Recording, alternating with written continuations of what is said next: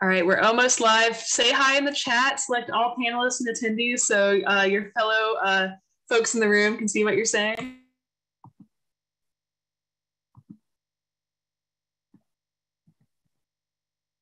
All right, and we are officially live on YouTube, and I think that answers the first question I usually get with these events. Will this event be available as a recording afterward? It will not only be available as a recording afterward, it's available as a recording during because we're live streaming it to YouTube.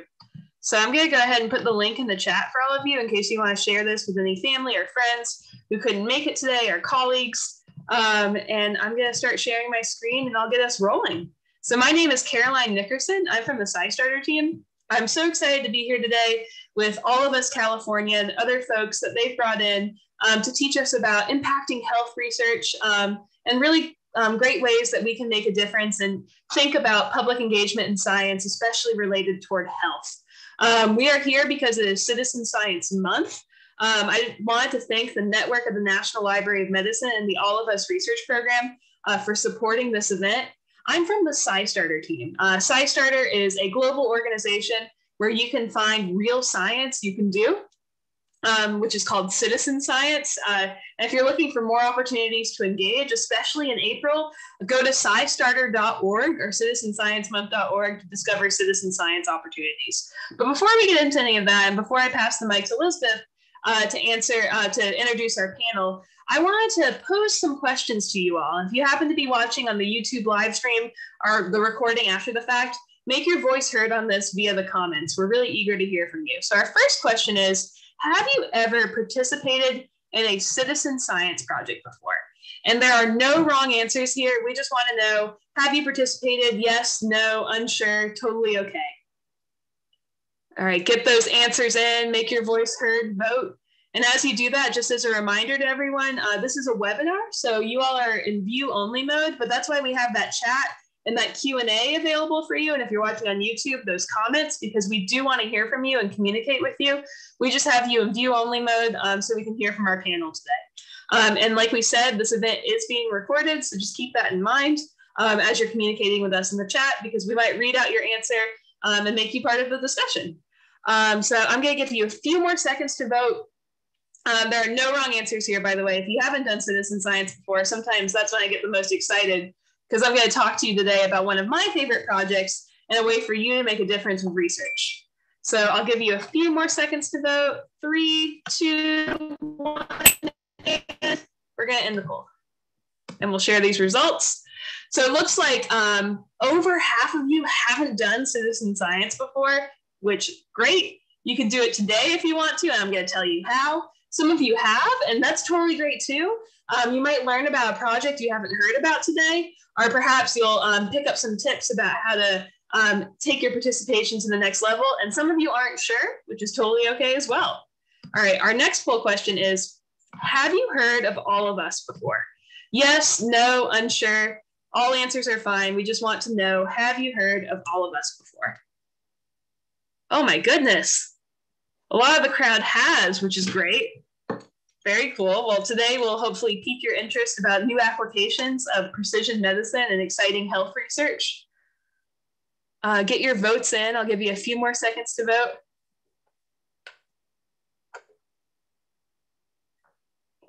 As I sip my coffee, I'll let you all get your votes in the poll when you're watching on Zoom, or if you're watching on Facebook, let us know in the Facebook comments if you have heard of All of Us before.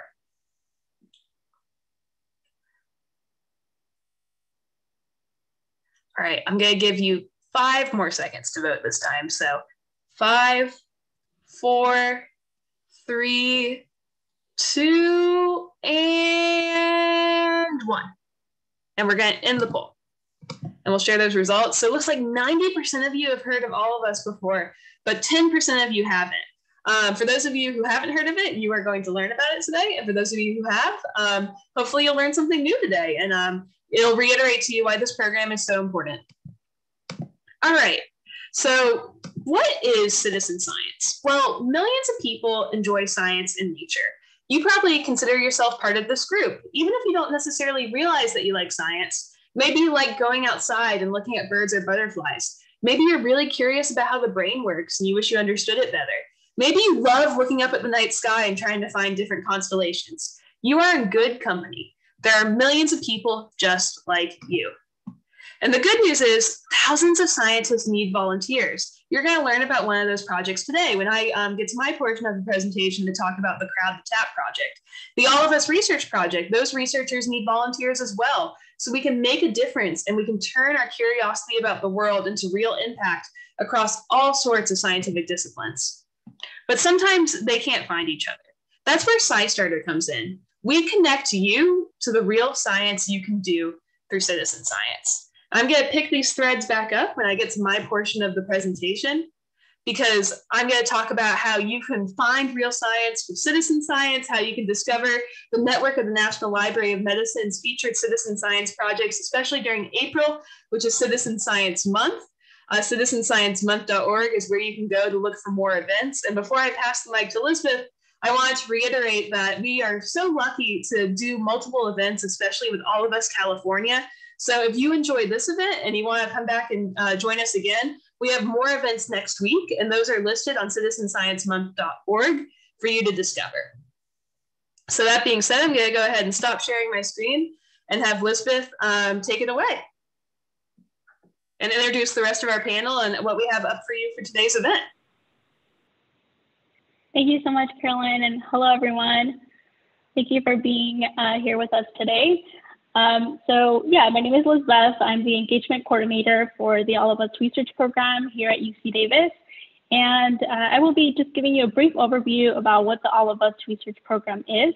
But before I do that, I wanted to take a minute to give you a quick glimpse at what we have planned for the rest of the event. So following my presentation, you will be hearing from Dr. Catherine Kim. She is the co-PI here at All of Us UC Davis. And then you will be hearing from Caroline Nickerson again. As she mentioned, she will be speaking about Crowd the Tap and how you can all get involved. And lastly, we will be hearing from Mari Bahati. She is the Community Engagement Specialist at PrideNet. And PrideNet is a national All of Us Research Program engagement partner. And Mari will be speaking with us today about how they engage the LGBTQ+ community in research. So thank you so much. I will go ahead and get started with what is the All of Us Research Program. So All of Us is a national effort that aims to build one of the largest and most diverse databases of health information of its kind so that researchers can use it to study health and illness. We want to support researchers in efforts to understand how different genetic, lifestyle, and environmental factors impact health. And with this information, researchers can look to improve the ways that we diagnose, prevent, and treat health conditions. And this could lead to improved health for generations to come. So what kinds of questions can a resource like this help answer? It can help us answer how we can slow or potentially stop different kinds of dementia. It may also drive sustainable interventions that can support health equity. What researchers learned today can lead to better care for all of us in the future.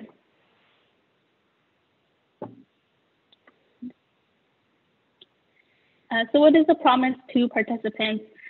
So being part of All of Us gives us an opportunity to improve the health for future generations. It also gives us an opportunity to learn more about our own health. We have the ability to access your own data, including increasingly rich health records. You also have the opportunity, as opposed to other research studies where once you share your data, you don't have a say in what happens next. With All of Us, participants shape the program with their input and give back information about themselves. This is a long-term relationship, and the value to participants as well as researchers will grow over time. So what are the potential activities that are asked of participants? We hope that 1 million or more people will join All of Us. Enrollment is open to all eligible adults over the age of 18 that live in the United States. People who join will share information about their health, their habits, what it's like where they live, and they do this by answering online surveys and by donating blood, urine, and/or saliva samples. Participants can also choose to share data from their Fitbit devices and other fitness trackers. So if you're interested in learning more about all of us, feel free to send us an email, give us a call, and to join, you can visit joinallofus.org/UCDavis. And this is just a picture of our team here. So without further ado, I'll go ahead and pass it on to Dr. Kim.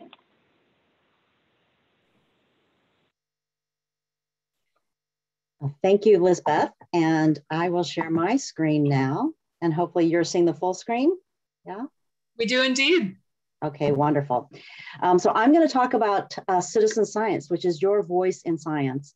And as I talk, please add your questions into the Q&A, and we will take questions at the end as after all of us present. All right. Science is the pursuit of wisdom. And this is a framework from health information that says, how do you take data and make it more valuable? So we start with data, which are facts and observations, like the kinds of data that Lizbeth just talked about, medical records, wearable device data, survey data, measurements, but it also might be data about the environment, about your interactions and your behaviors. So data are any kinds of facts and observations. They're turned into information when they're analyzed. That might be things like running statistics or categorizing them into different groups. Now, when you take that information and make it meaningful, allow people to actually use it for something, then it's knowledge. And so you might think of knowledge as that information is now in charts or tables or infographics, something that you can actually understand what the findings are from the information that's been analyzed. And then finally, knowledge becomes wisdom when we apply it for the greater good.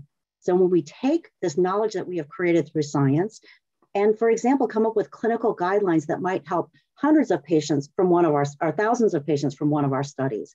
Or it might be when we use that study findings to help a community to improve their environment or their health services. Then science has become wisdom. So I'm going to tell you a little bit about the evolution of science to citizen science. So historically, science was really seen as something in the realm of, that only the elite could do. It used to be actually that only the very wealthy and aristocratic had time to do science because they didn't have to work, right? In more modern times, science was a profession. So people are trained, they go get a PhD or they go get a medical degree or another advanced degree and are trained to become researchers. And it was seen as somebody that, that only it was done at the university. And that university researcher might go through this whole process of figuring out what's the problem, what's the design of the study, how do I collect data, how do I analyze it, interpret it, and then disseminate those findings and generate new knowledge for the scientific community. But then in the 1990s, a new term was coined. It's called citizen science. And you've already heard a little bit about that from SciStarter. Well, in the 90s, this actually became a term where it was defined as community members contributing something to science. So working with a researcher. In a lot of cases, that was actually helping to collect data. So either contributing someone's own data or going out into the community and collecting data and contributing it. But the researcher really still controlled the research process. But one of the reasons why this came to be in the 1990s was because we got the internet and mobile technology.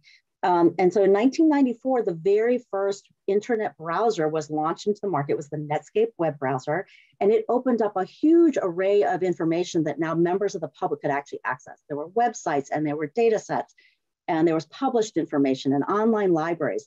None of that was really accessible to the public until this commercial browser became available. And then in 2007 and 2008, the very first smartphones were introduced into the market.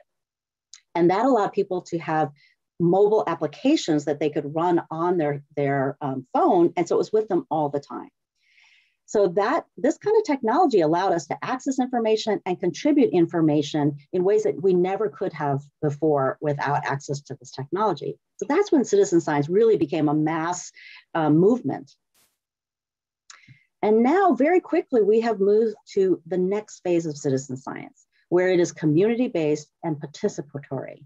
And this is a model where professional researchers like those at the university and community researchers like all of the people on this, many of the people on this webinar and many people in our communities can actually partner together and be collaborative across the whole continuum of science activities. So everywhere from the governance and problem definition all the way through to disseminating the findings. And this partnership is how you get to wisdom, because we have to apply what we find from research into the community, allow people to apply it to themselves and to other populations for it to become wisdom. So really, this citizen science movement is necessary for the generation of wisdom. I'm just going to give a couple really quick examples of how we've done citizen science. So this is a project that I did with Native American youth in Northern California, where we trained them to become the community scientists. And they did a study using a mobile tool that we helped them develop to understand what the priorities were for health and food security in their community. So we trained them, we helped them to construct the study. They actually conducted the study, collected the data. We worked with them to analyze it and went through the entire process. So this is a picture of all of the youth leaders from the Karuk tribe that conducted this study. So we were in their community working with them on science, but it didn't stop there. They actually came from their community to the university to share the findings, to share the study design and the methods they used, to share their results and what those results meant to their community. So this is a picture of 4 of them actually presenting at University of California, Davis to a packed room of scientists, doctors, nurses, and graduate students. So they shared their knowledge to the university. And that's the kind of partnership I'm talking about. Now, there's another kind of citizen science, which comes from the All of Us research program. So you can participate as somebody who contributes your data. So if you enroll and contribute your medical records and your biospecimens and your survey information, you are contributing to the science. But any member of the public actually can look at this information that's already been collected. So there's something called the data browser, where you as a member of the public can go to this website and look at some of the data that's been collected across the country. Now, obviously, it's not going to be identified data, so you can't look me up or find an individual or small groups that you're going to try and figure who people are. It's all very secure and private, but you can look at large groups of data. For example, how many conditions are represented in this data set? Well, almost 25,000 conditions. So you can go in and explore the data, and you might learn something really interesting from this. So I encourage you to do that. The last example that I will give you is a new initiative that is just starting this year from the National Institutes of Health, which also runs the All of Us research program. And it's called Nutrition for Precision Health, powered by the All of Us research program. So this is important because nutrition plays a really important role in human development, in the prevention of disease, and in how we respond to treatments. But our nutrition is not the same for everyone, right? No one diet works for everybody. So we need to have really personalized dietary assessment and personalized dietary guidelines that people can follow. So the goal of this program is to discover how people might respond to different diets by studying the interactions between diets, our genes, how our bodies work, our metabolism, and other factors. Then we will analyze that data to see if we can predict how other people might respond to some of those same kinds of diets. And then finally, we will use those analyses that we have done to try and create clinical guidelines and guidelines for the public about which diets to follow and how it might be best personalized to every individual. So this is a project that is going to be starting this year from the All of Us research program. So this kind of project shows you the real broad variety of data that we might need. So of course, we'll need medical records, we'll need measurements, we'll need data that's collected from you through surveys and things like that. But if you want to know the interaction of diet and environment, then you've got to know, how is the food produced? What's the quality of the air and water and soil that it's grown in? How is it processed? How is it transported? And can people access good, healthy foods, right? Once they have it, how do they prepare it? How much do they eat? What are the nutrients they're getting from what they eat? So all those kinds of questions rely on data from a really broad variety of sources. So we will, as I said, take that data and turn it into information, and then into knowledge that can be applied, and then finally into wisdom where it can help other people than the ones that were just in the study. So what I'd like to end with is that in order to get, for science to generate wisdom, it depends on the community participation. So apply that knowledge for the greater good along with the community. And that's why citizen science is so important.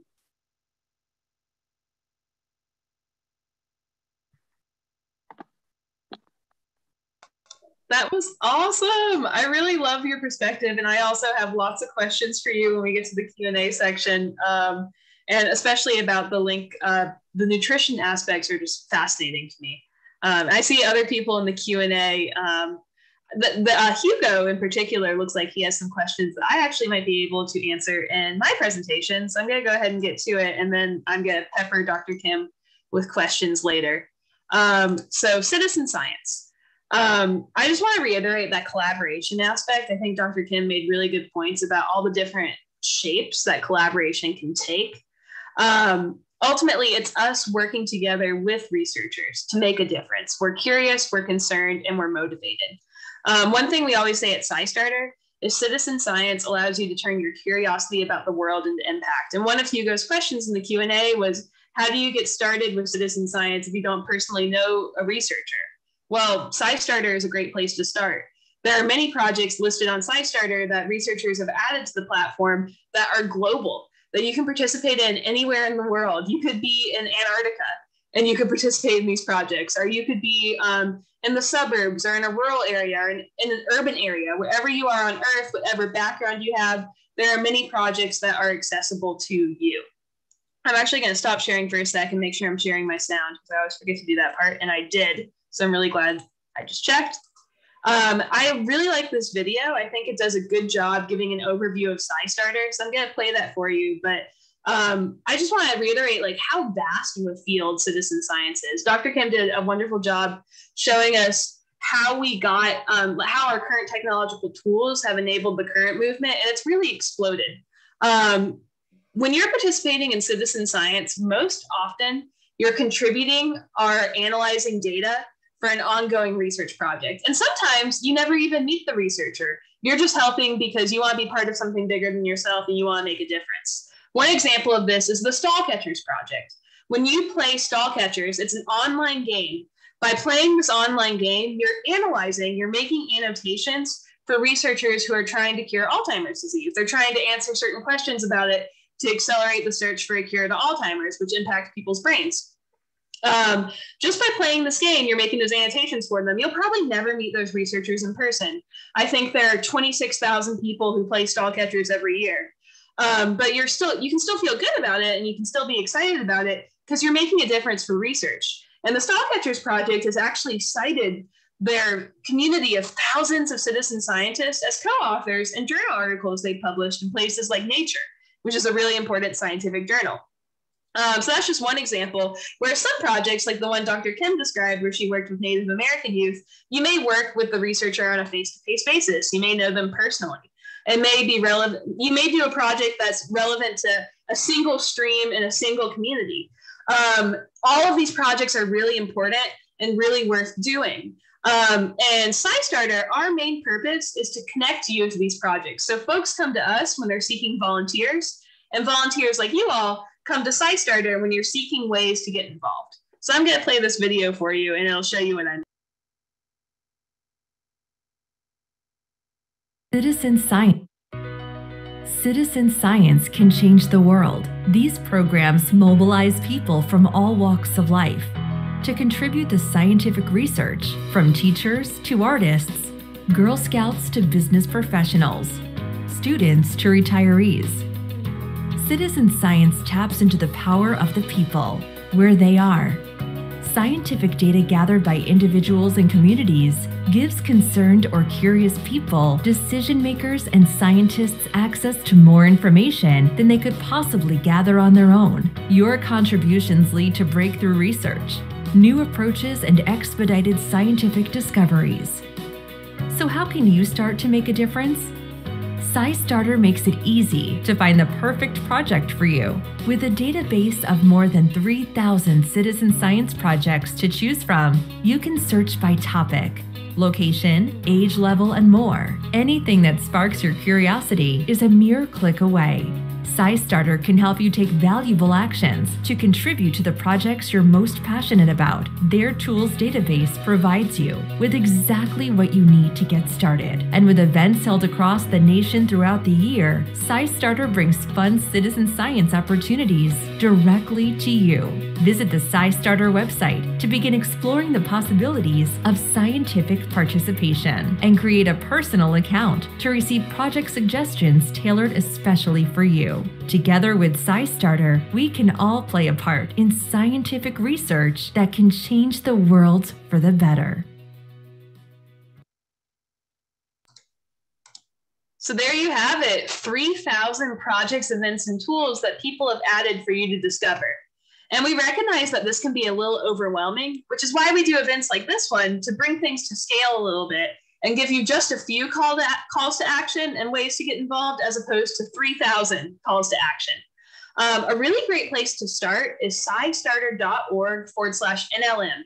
These are projects that the network of the National Library of Medicine selected because they thought they would be a particularly good fit for Citizen Science Month. So you can come to SciStarter any day of the year and find citizen science to do. But like I said, April is a really big deal for us. It's basically our Super Bowl. We kick things up a notch. We do extra events. We celebrate with our friends at All of Us California, for example, with multiple events, a few more coming this month. Definitely come next week as well.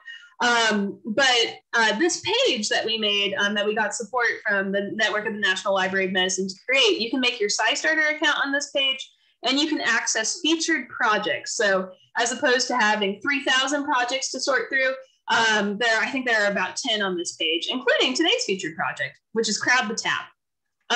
So I really like this video. Amani Bell, one of the graduate students who helped set up this project, created it. The Crowd the Tap project basically is inviting you to become part of a national study. So you have to be in the United States to participate. If you're outside the States, don't worry. There are lots of global projects on SciStarter. And there's definitely probably a project that investigates a problem relevant to your country. But the Crowd the Tap project is funded by the Environmental Protection Agency in the US, and they're asking people to conduct a simple scratch test on their water pipes to indicate what they're made out of. You'll find out if your pipes are made of lead, if they're made of plastic, if they're made of some other sort of material, just by using a penny and a magnet. And that simple scratch test is creating an inventory of safe drinking water. It's a first step towards that, which is really important and something I think we can all get behind. And this is another example of a project that wouldn't exist without passionate people like you all, because there's just not capacity, right, to go door to door, community to community, to do these tests one by one with a research team. But when concerned citizens like you opt in and test their own pipes and help indicate community by community what's going on with their water quality, it can make a really big difference. So Amani Bell recorded this demo. I'm going to play it for you. When you think about the waterways of our country, you probably think about rivers, creeks, and streams. But tucked away just a few feet underground is a different kind of waterway, the 1.2 million miles of pipes that provide us with easy access to drinking water. While most of these pipes are owned by water utilities, the piping between the water main and our faucet is actually the property of the homeowner. Learning about the pipe material supplying water to your home can help you manage the quality of your water. My name is Imani Bell. I'm a researcher working on Crowd the Tap.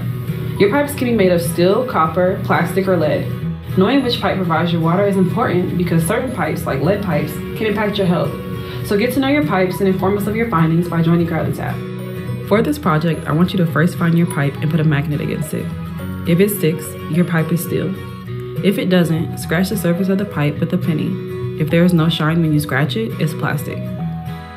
If it scratches the same color as the penny, it's probably made from copper. If it scratches silver or gray, you probably have lead pipes. But even if the pipes in your home don't have lead, you also need to know what the utility's pipes are made of. We will provide you with a script to ask your utility what makes up their pipes. Thank you for providing information about your pipes. With enough observations, we can make safer drinking water for everyone and empower people to use science to make change.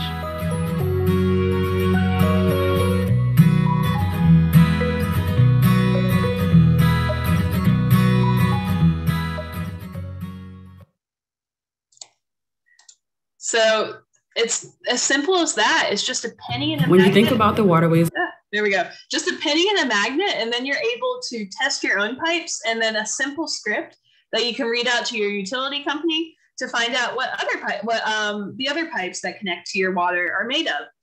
And there are other components of the project as well. They recently added a kit portion where you can do some more intense testing of like your water's pH and other chemical factors related to your water. But at a very basic level, you can participate in this project as long as you have a penny and a magnet, as simple as that. And I know I'm almost out of time, so I just really like this timeline. It was provided by Dr. Karen Cooper, one of the researchers working on this project. Our water pipes are tied up with a lot of legal things, a lot of policy questions. So it's just something we're thinking about, especially in the United States. What societal things are impacting the water that we have? What's going on with our water pipes and what's being provided to us? And citizen science, I get this question a lot, if citizen science is tied to policy or it's tied to advocacy. My answer is that it certainly can be, right? But no matter what we think should be done legally or what we think should be done in terms of policy ramifications, I think we all want a shared understanding of what's going on the ground. So I think we can all get behind the idea of participating in a project like Crowd the Tap to understand where is it drinking water is safe and where it might need some help. So just something worth thinking about. So that's Crowd the Tap in a nutshell. It's a national inventory of safe drinking water infrastructure. And citizen science, at the end of the day, it's a first step. It's a way of learning more about the world. And that shared understanding can potentially empower community change. And we mentioned how to participate. Level 1 is the one I'm emphasizing for this presentation, the simple scratch test with a penny and a magnet. To understand what material that your pipes are made of. But if you want to participate in level 2 and level 3, you can learn more about that on scistarter.org/NLM. And it's really easy to get in touch with the lead researcher from the project. And it's super interesting. It's a super easy, intuitive form. Crowd the Tap is actually one of those rare projects where it's hosted on SciStarter. Typically, you find a project on SciStarter and you go somewhere else to do it. But we actually built the form for them because in addition to the test, you have a number of questions that you can answer about your water pipes, and also that script that you can access to call your utility company. And the thing about Crowd the Tap is they're very intent on privacy, so there's a consent statement built into the project as well. And this is just more about how you can report that data. They've had the most research in North Carolina so far. That's where because they are based at NC State. So that's where they've had the most people participate. But I've been trying to get more folks in California to do it. So I would love if you all led the charge and you got folks to participate. In North Carolina, so far, they found that 97 counties have water pipes with lead. And that there are some disparities present, that counties with higher levels of poverty, different racial demographics, have higher water pipes with lead. So this is just a data visualization provided by the research team making that point. And that's something that's, a really important data-driven understanding to have. And that's why I think the Crowd the Tap project is so important, because no matter where we stand on different policy issues or legal issues, I think we all can get behind the idea that we want a data-driven understanding of what's going on the ground and what's going on with our water. So in conclusion, thank you so much. Thank you for listening to me. I'm going to pass the mic back to our awesome panel. I know we'll take some questions at the end. So thanks for turning your curiosity into impact with citizen science. And for those of you who haven't participated in citizen science before, I hope you get started with Crowd the Tap today. And if you happen to have a penny and a magnet lying around your home, if you're in an apartment, in a house, whatever domicile you have, you can probably participate in Crowd the Tap. Someone said, can you spell out the name of this water pipe study? Crowd the Tap. So it's like you're tapping the crowd. You're leveraging the power of the crowd to study tap water. A lot of things going on there. And someone asked, do you foresee any issues related to data quality? That's a great question we'll get to in the Q&A. So I'll pass the mic to Mari so she can talk through her discussion today. And it looks like you're on mute. Yeah, I just realized, I always, when I take my first breath and I think like, oh, wait a minute, let me check me. Once I breathe in deep. Well, hi, everybody. My name is Mari Bahati, and my pronouns are she, her, and hers.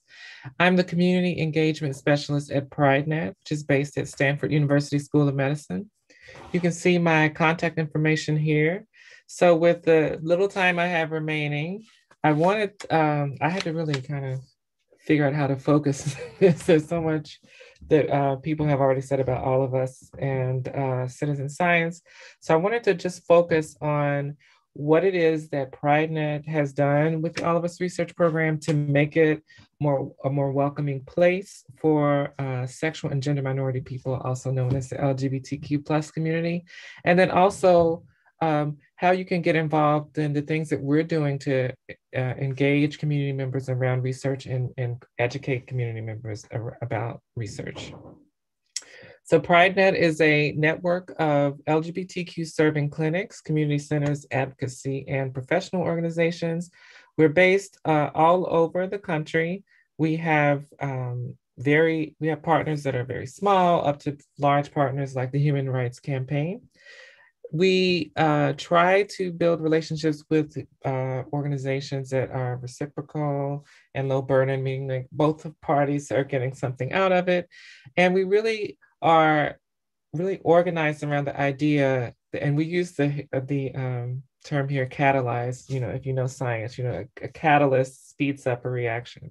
So that's what we want to do. We want to get all of these organizations and all these minds together to really speed up LGBTQ plus health research, both in terms of getting our community to be a part of health research, but also to educate researchers about how to do research on our community. So at PrideNet, we work on two main projects. The Pride Study was founded at Stanford University by some researchers, my bosses at PrideNet. And we also work with the National Institutes of Health on the All of Us research program. So one way you can kind of see what we have done is to go to joinallofus.org/LGBTQ. Here you will find a page that we designed specifically for our community. As we worked with, in the beginning of the program around 2018, I think is when we started, we found that people said that when they went to the homepage, they didn't see themselves reflected. They didn't see people in the LGBT community reflected on the page. So we made this page so that people can come and learn more about all of us. And I encourage you to do so as well. So we've done some other things to also make it a more welcoming experience, one of which is to actually review some of the modules. So the questions that you take, just the basic questions about who you are and all of us were vetted and reviewed by people on our committees to be sure that they were appropriate, that they were not offensive, and that they flowed properly so that people in our community would be encouraged to continue taking that. We've also done trainings with staff members at the All of Us research program, both the people recruiting, and it was mostly the people who you might recruit and see on a daily basis, but also other staff as well, and people also at the National Institutes of Health. And some of those were live, and we also have an on-demand training that people can access on an ongoing basis. And again, as I showed you here, we created this page for LGBTQ community members. In addition, we made resources and we'll be creating webinars that will come out later in the summer about how to understand the sexual orientation and gender identity data that is in all of us. So basically, if you wanted to do research and you didn't know how to interpret this information that is in there, where people are able to really express the diversity of their gender identity or sexual orientation with the All of Us questions, you can actually go to this resource and learn how to make sense of that and how to present research on that topic. And again, this is just an example. This is a page of this resource showing the different terms for gender identity and sexual orientation that we have in that are asked in All of Us and that you can use. So again, we are here to be a resource for anyone wanting to use this information or find out more about what we've done to make it a welcoming place. So another thing that we've been doing here, and one thing that I really wanted to come here and promote and get more people involved in, is we're creating a lot of opportunities for people to be able to connect with researchers. And we started a thing, it was kind of because of the pandemic, but we've really gotten into them, and they've become an exciting way to have community members be able to actually talk to researchers. So if you see the picture at the bottom, better questions equal better answers. The researcher in the middle, Dr. Leslie Suen, had actually published some research on what LGBTQ community members think about these questions, about the questions that they get asked when they participate in research around sexual orientation and gender identity. And so it was a really unique opportunity for people in the community to be able to, especially if they had read the paper, and some people had, they were able to actually ask the researcher questions about, how did she come up with the questions? What does this mean? How can this information be used? Also, we have used them to just have forums and conversations on topics that are interesting. We had last month a session on how people seek information, health information online, especially, which is important as we've been talking about living through this pandemic and people having to make very important health decisions about how to stay healthy and how to keep from getting any other conditions. So the Pride Night Cafes are monthly on the third Friday of each month at 1 p.m. Eastern, 10 a.m. Pacific. And again, if you really would like the chance to talk about health research or connect with a researcher or just talk about these health topics in general, I encourage you to come to those. Earlier this spring, actually it was last fall, we did what we are calling the Pride Net Journal Club. And if you see the tagline there, so do you want to read health research papers like a pro? We took a 3-week workshop and we broke down the scientific method, we broke down different types of study designs, and then we took time to really break down and understand the anatomy of a journal article. It's very applicable to a lot of different people with different interests. We had some people in there that were health coaches. We had some people that were graduate students, some people thinking about graduate school, and some people that were just community members who were like, I'm a part of these studies and I'm interested in science and I want to learn how to read some of these articles. So we will be revamping this and bringing it back in July. People actually, I thought 3 weeks is kind of long, and they said, no, it should be longer. So it might be more like a month to 5 weeks, but definitely stay tuned if you'd like to learn more about it, about how to read scientific papers or be a part of our Pride Net Cafes. You can follow us on social media. We have All of Us LGBTQ+ on those channels. And if you want to learn more about the Pride Study, those are our social media channels there. But the easiest and best way to always know about the research that's coming out or about the opportunities that I just told you about before is to subscribe to our newsletter right there at the link. And I'll also put the link in the chat box. So I try to go quickly, and that's it for me. That was awesome. I know we've gotten lots of questions, so I'm going to try to address at least one to everybody who's on the line. And thank you for educating us. I have to echo what someone said in the chat about the Pride Net Journal Club being a really fun idea. I really love that. I think that's awesome. Can you tell us a little bit more about that, how that's been going so far? Looks like you're on mute.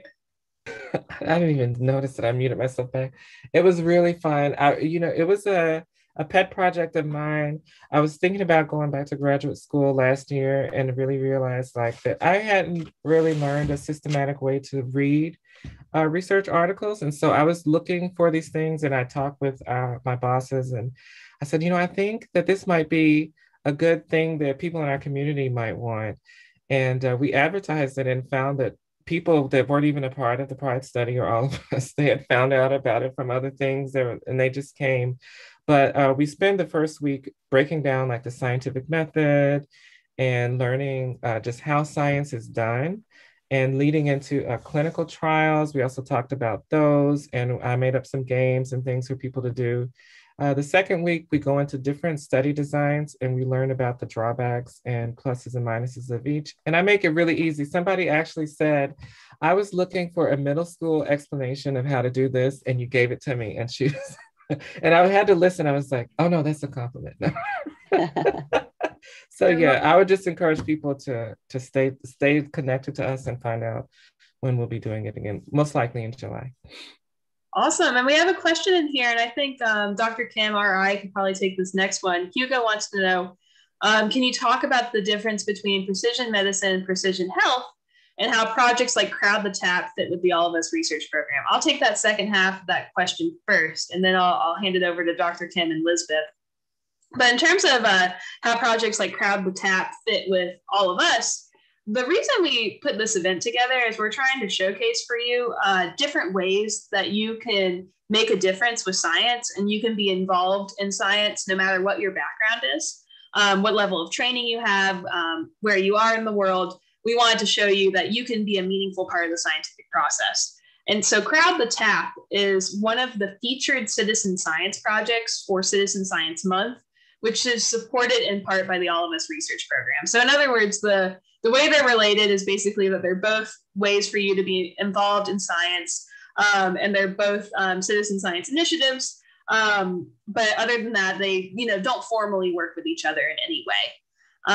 So I hope that answers that question. And we really encourage you to, if you go to scistarter.org/NLM, you can find a link to participate in Crowd the Tap. You can find a link to that form to enter your data about your water pipes. And you can also find links to participate in All of Us. I know we've been putting those in the chat too for you to sign up for All of Us. And also we'll be emailing out as part of the follow-ups. That being said, I'd love, Dr. Kim, if you could answer the first half of that question about the difference between precision medicine and precision health. Yeah, and I actually will tie it to Crowd the Tap.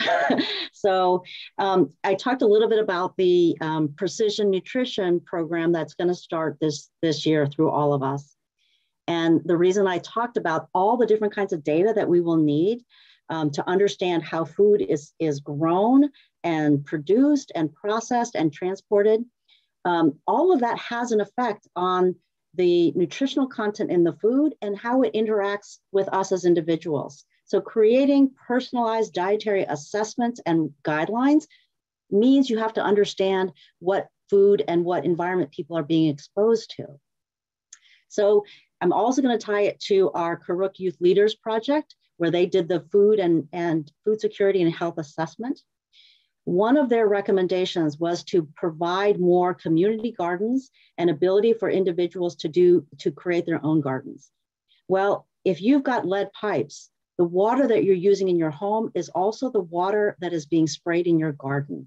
So are you exposing yourself to lead in the food that you are growing, thinking, oh, I'm not using pesticides, it must be healthy?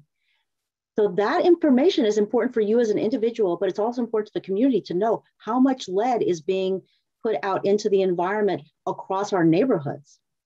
So it does have an effect on precision health. And that gets me to what's the difference between precision medicine and precision health. There's not like a really clear delineation of one versus the other, and we kind of use the terms. But some people would say that precision medicine is really thinking about the clinical ramifications of having all this information.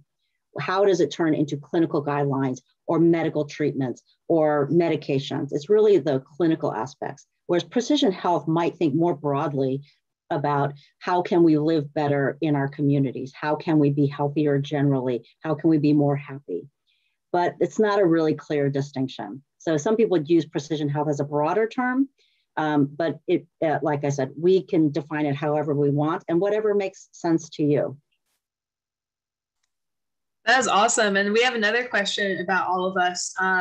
Hugo wants to know, is All of Us currently conducting studies that are looking at the effects of poor air and water quality or how nutrition affects our health? Not right now. I will say that this precision nutrition study is going to be the first prospective study that's going to happen in All of Us. That data browser that I showed you is all data that was collected through people's electronic medical records or the specimens or the surveys that they contributed. But there was no intervention. Like we didn't go out and actually, do something with these people.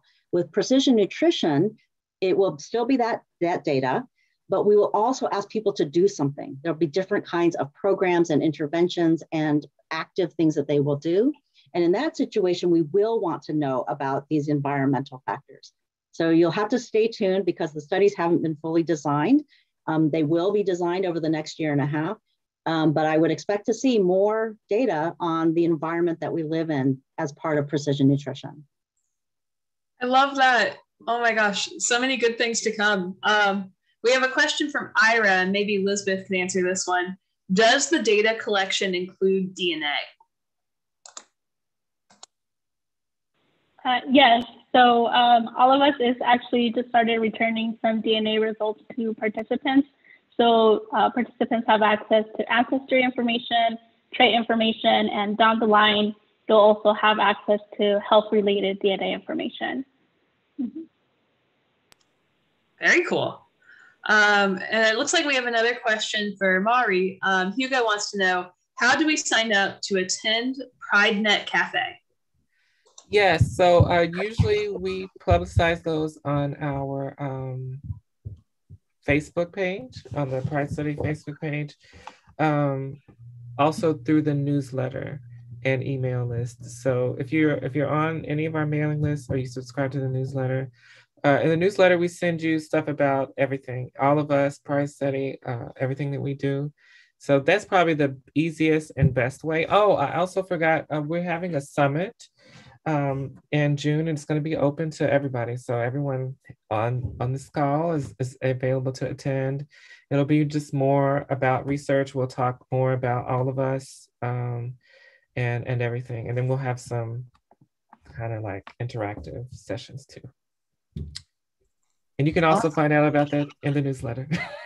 I will be subscribing to that newsletter. Yes. And I see a question. I actually would really love to hear what the All of Us folks think about this question. I'll answer it from the more general citizen science side. Someone asked, do you foresee any issues related to data quality that may emerge since the data comes from so many sources? And my answer from the citizen science side, so citizen science is really diverse, right? There are over 3,000 projects, events, and tools that people have added to SciStarter. One example we gave you today was Crowd the Tap, which is related to water quality. Every citizen science project designs their protocols differently.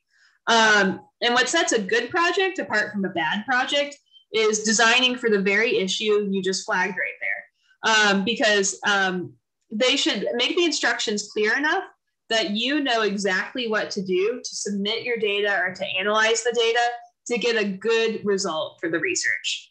So when you're doing Crowd the Tap, they're really clear about the instructions. They provided a script to you that you can use with utility providers so you can get that data about water pipes. They provided a demo for you. So you know, and they have multiple demo videos, so you know exactly what you need to do for the scratch test to understand your pipes. And then when you get to the other levels about water testing, there are instructions there for you too. And that being said, they still acknowledge that things happen and maybe you might miss a step or there might be something compromising your data. That's okay. That's why we have a bunch of different people participating. So at the end of the day, we can trust the majority result. That's called leveraging the power of the crowd. And that's what a lot of projects do for citizen science. So every project's different, but the protocols and clear instructions help with data quality. But I'd love to hear from you all, with All of Us. what are you thinking about in terms of data quality? How is All of Us designed for that? Maybe Dr. Kim, do you want to take that one? Sure. And I would actually start with our Karuk Youth Leaders Project, because it's exactly what Caroline said, is making sure that the protocols and the instructions are really clear. And the other thing that we did was to use the technology.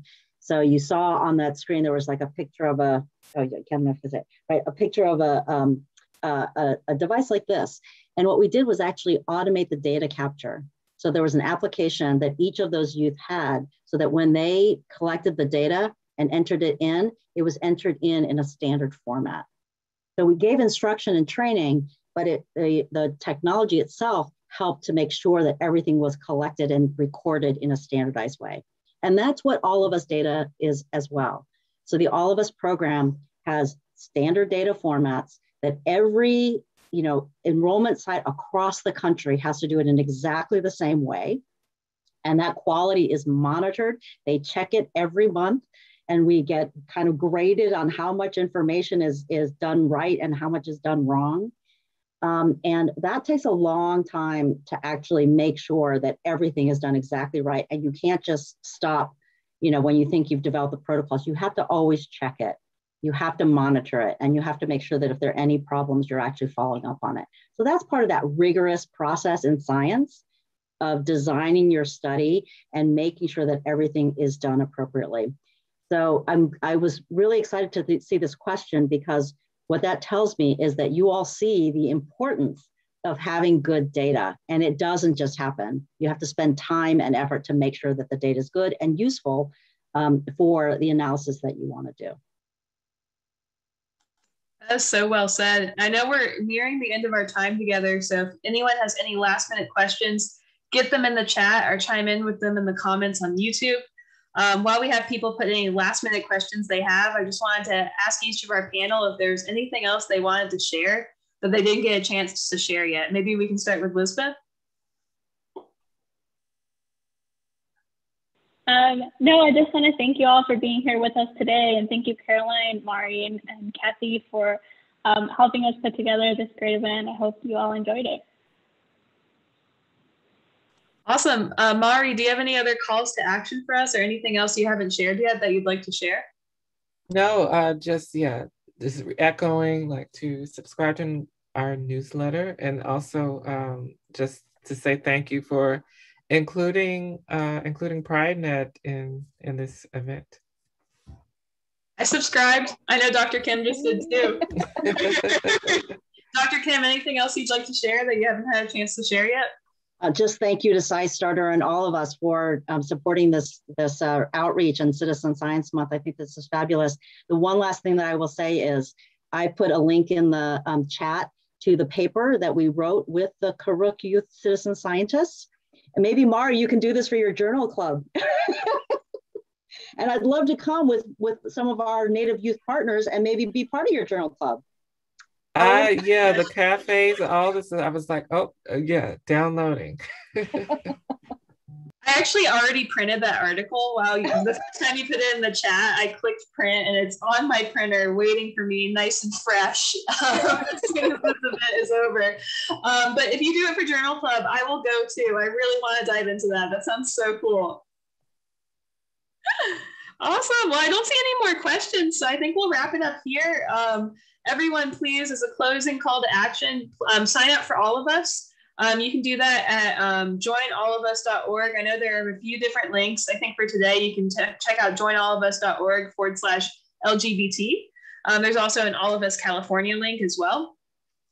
Discover Crowd the Tap at scistarter.org/NLM. We'll also be including in the follow-up email the links to the different resources that were given today, but you can find that journal article Dr. Kim just mentioned in the chat.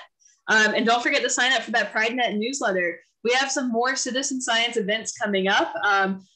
We have UC Irvine next week, and then UCSF next week as well. And we'll be delving into more exciting topics in health research and the All of Us research program. So you all don't want to miss that. And you can find those on citizensciencemonth.org. And Teresa put a helpful compilation link into the chat where you can find all the events at once, which is great. And someone asked for our Twitter handles. I'll do you one better. We've been tweeting throughout this whole thing. I think Teresa and I's Twitter fingers have been tweeting. about this event and the live stream link. So I'm going to put a link in the chat that has all the handles right here on this one tweet. Wow. There it is. Thank you again, especially to Teresa for making this all possible and everybody on our panel. Have a good day. See you all soon.